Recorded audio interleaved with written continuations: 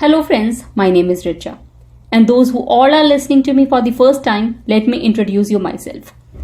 I ended up scoring 8.5, 9, 7.5, 7.5 in my IELTS journal training exam. And today, through this video, I'll be talking about the assessment criteria of IELTS speaking test. There are primarily 4 assessment criteria of IELTS speaking test. And these are fluency and coherence, pronunciation, grammar, lexical resource or vocabulary. Each criteria has equal weightage, which is 25%. In order to get at least 7 band in your speaking test, it is very crucial that you should understand the different criteria or what an examiner expects you to perform on the examination day. Let's begin with the fluency. What does it mean? Fluency means smoothness and the flow of speech. That you should able to speak with a constant rate without long pauses, and there shouldn't be any repetition of words or sentences. Fluency is primarily for making an impression to an examiner that you do not hesitate and are comfortable in expressing your thoughts and opinions on any topic in English language. Now let's understand the coherence. It means that you logically organize or present your ideas. You should not drift from one idea to another or change the topic abruptly. Also, you are not expected to leave the sentence in between without leaving any meaning. Here, you make an impression to examiner that you can transit smoothly from one idea to another using certain linking words or cohesive devices. The main idea is to sound natural but not uncertain at all, and while talking about any topic. You can use signposting language as it guides the listener or the examiner about the change in the conversation tone, ideas or opinions if any.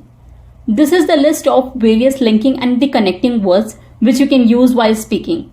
You can pause the video and go through the list in detail. Now comes the most important question on how to practice for fluency. Here, you need to speak at length, and you are not expected to give short answers or give 1 or 2 words answer. As in part 1, you will be asked about 11 to 12 questions on the familiar topics, and it lasts for around 4 to 5 minutes. For example, the question could be, do you like watching funny TV shows? The simple answer is, yes, I like watching funny TV shows.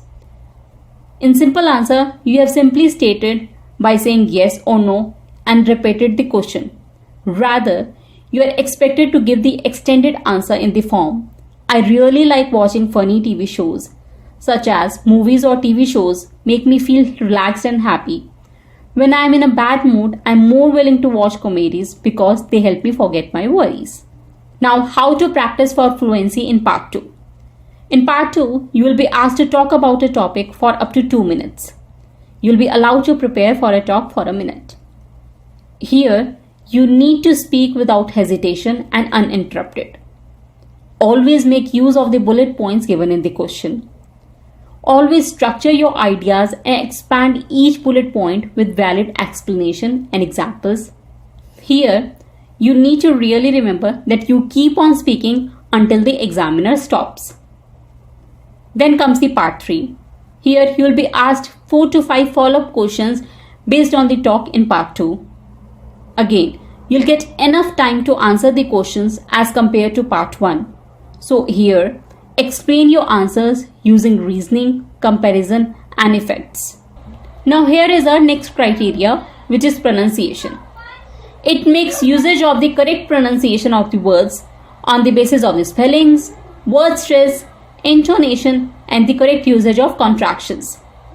Intonation stands for rise and fall of the voice, as you are not at all expected to sound robotic while expressing your ideas. Speaking is an informal conversation between the examiner and the candidate, so here you are allowed to use the contractions but its correct version. For example, don't, can't, won't and so on. Always remember, don't use these contractions in your essay writing, summary writing and the letter writing. Also, don't speak too fast or too slow. Stay natural, don't fake any accent, Be clear with your words and ideas. Listen to various English sources in order to practice pronunciation of different words. Now comes our next criteria, which is grammatical range and accuracy.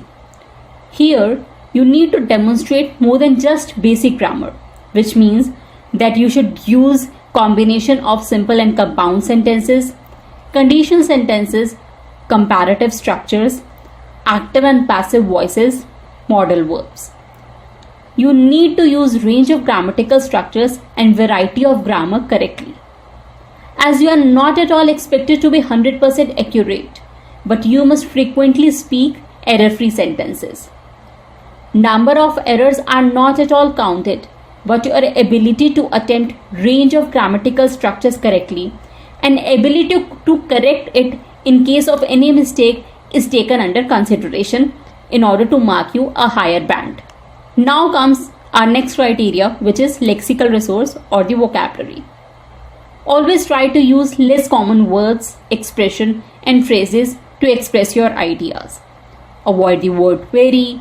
Use synonyms for commonly used words. Avoid repetition of the words.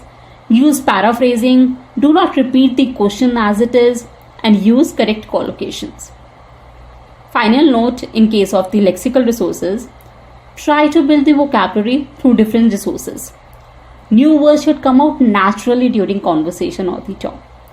Don't cram or stress upon any new words which you don't know or are confident about it. Always make sure that the new words are apt to the context. Don't say the words for the sake of doing it. It is always better to avoid using any word about which you are not at all sure or could make your context wrong. So friends, this is all about the assessment criteria of the speaking test.